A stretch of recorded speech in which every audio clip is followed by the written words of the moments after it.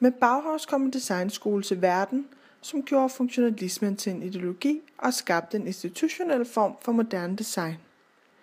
Bauhaus blev grundlagt i 1919 og eksisterede frem til 1933, hvor den blev lukket af nazisterne.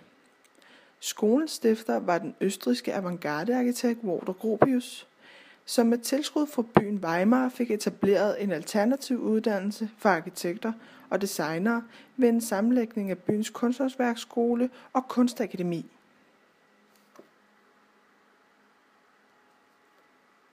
I Bauhaus' programerklæring beskrev Gropius målet for skolen som en ny forening af kunst og håndværk, tilpasset den industrielle tidsalder. Håndværk, kunst og industri skulle gensidigt befrugte hinanden og tilsammen skabe en ny moderne arkitektur. I de første år af skolens levetid var der dog meget vægt på håndværk og kunst frem for industri. Man anså stadig det gode håndværk for at være grundlaget for al kunstnerisk skabelse. Målet var at etablere et nyt lag af håndværkere og kunstnere, der, som det hed i Gropius manifest fra 1919, kunne udtænke og skabe fremtidens nye bygning sammen. Den vil samle alt i et: arkitektur, skulptur og maleri. Den vil rejse sig mod himlen fra millioner af håndværkeres hænder som et krystalklart symbol på den kommende tro. Bauhaus byggede i vid udstrækning videre på ideen om det Gesamtkunstværk, som Art Nouveau-bevægelsen havde introduceret i 1880'erne og i 90'erne. Ideen om at forene liv og kunst og lade alle udtryk gå op i en højere enhed, med arkitektur som det højeste udtryk, var central hos Bauhaus. Ifølge Gropius skulle arkitekterne samle al kunstformer i sig og bidrage til en højnelse af de æstetiske værdier i industrisamfundet.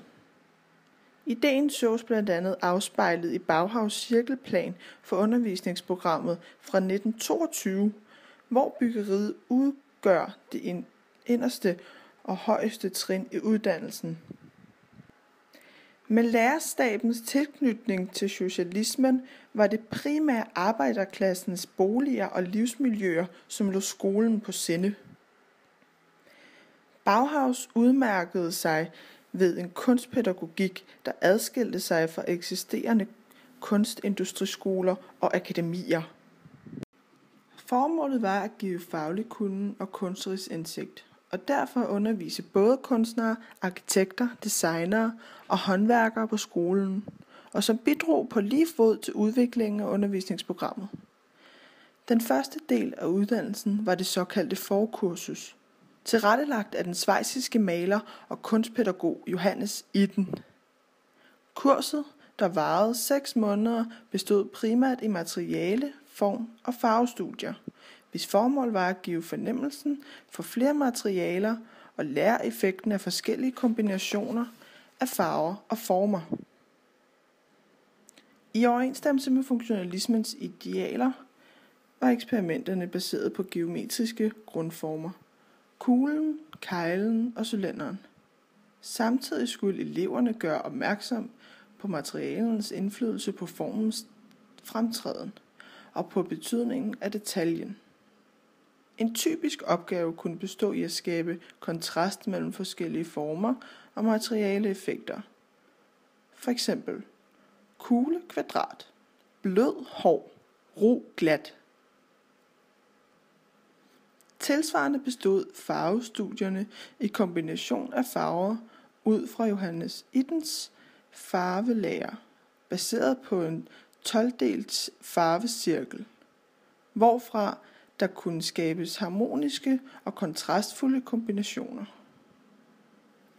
Undervisningen blev ofte inddelt med gymnastik og meditation for at øge elevernes kropslige bevidsthed og styrke den individuelle kunstpersonlighed.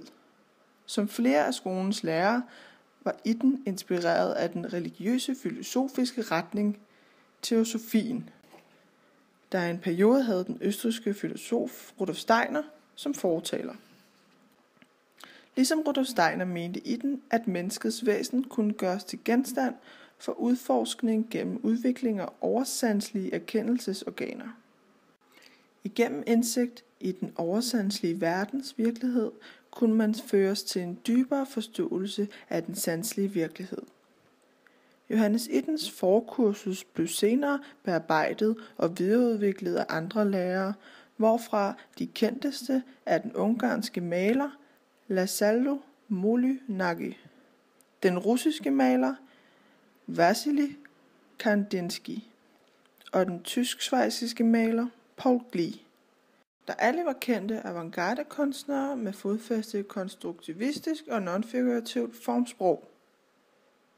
Skolens overbygning bestod i værkstedskurser, hvor man arbejdede enkeltvis eller i grupper omkring konkrete opgaver. For at lægge afstand til de etablerede stilarter og designtraditioner opfordredes eleverne til at tænke alle løsninger forfra. For eksempel, hvad er en stol? Hvordan sidder man? Hvilke nye materialer kan anvendes? I nogle tilfælde førte eksperimenterne til helt nye resultater, som Marshall Breuers epokegørende stålrørsstole fra 1925 og 1928, der skabte grobund for brugen af stål og møbelproduktion. De færreste af skolens produkter kunne dog fremstilles industrielt. Selvom formsproget så moderne ud, var de fleste af prototyperne fra værkstederne baseret på traditionelt håndværk og gammeldags teknik. Konflikten mellem kunst og håndværk overfor industri og teknik lurede under overfladen, og i 1923 førte det til en åbenlys brud mellem flere af skolens lærere. Ikke overraskende faldt konflikten ud til fordel for teknik og industri, der var indbegrebet af den nye tids idealer. I 1925 flyttede Bauhaus fra Weimar til Dessau i en ny skolebygning, tegnet af Walter Gropius. Med sine moderne materialer, jern, glas og beton, og den kølige strenge geometri, fremstod bygningen som et manifest for Bauhaus' idealer.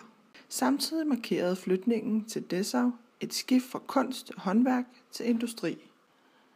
Med arkitekten Hannes Meyers afløsning af Walter Gropius som skoleleder i 1927 blev de subjektive eksperimenter med form, farve og materialer nedtonet til fordel for objektive arkitekturanalyser og et udvidet samarbejde med industrien.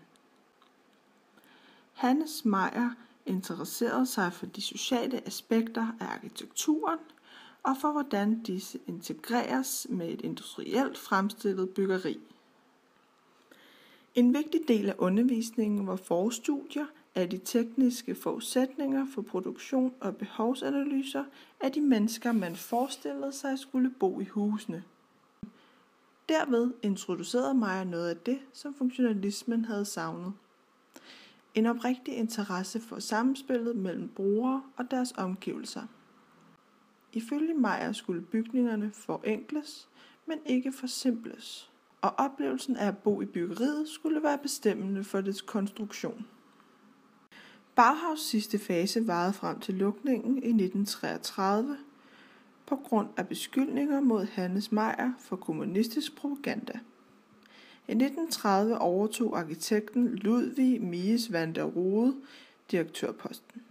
Hermed blev Bauhaus til en ren arkitekturskole, hvor de tekniske og videnskabelige fag var i centrum, men uden Bauhaus' sociale engagement. Mies van der Rohe arbejdede mere akademisk med symmetri, orden og proportionsstyrkelse, baseret på ideen om The Art of Building. Bygninger skulle baseres på den mest avancerede industri og fremstå med en enkel geometri i glas, stål, beton og onkys, som er ædelsten, som den berømte Barcelona-pavillon fra 1929, hvor grundplanen er bygget op af rektangler, der danner en åben plan, hvor rummene udmærkeligt glider over i hinanden. Trods funktionalismens socialistiske idealer var byggeriet uhyre eksklusivt. Materialerne var sjældne og fornemt forarbejdede. Bauhaus fik vidtrækkende indflydelse på moderne design i det 20. århundrede. Samtidig er skolen med rette blevet kritiseret for dets ofte menneskefjendske funktionalisme. Den proklamerede sociale forpligtelse harmonerede ikke altid med virkeligheden.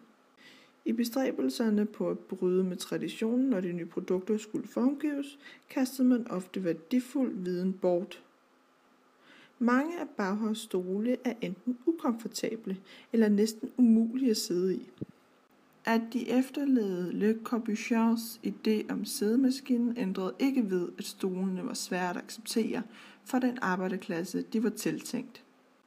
Samtidig var prototyperne ofte alt for dyre, fordi de var baseret på håndværk frem for industri og moderne massefremstillingsteknikker.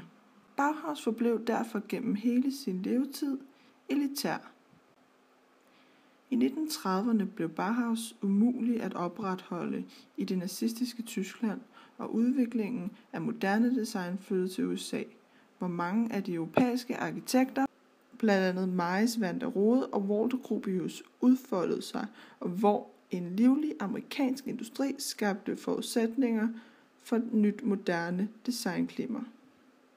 Trods Bauhaus' korte levetid blev den uden tvivl det 20. århundredes mest indflydelsesrige skole. Meget af det, vi i dag betragter som trendsættende, har rødder tilbage i den 1920-30'er-stil, der blev cementeret med Bauhaus. Og tak fordi du tog dig tid til at følge med og lytte, trods min meget uerfarne speakerstemme. Tak. Farvel.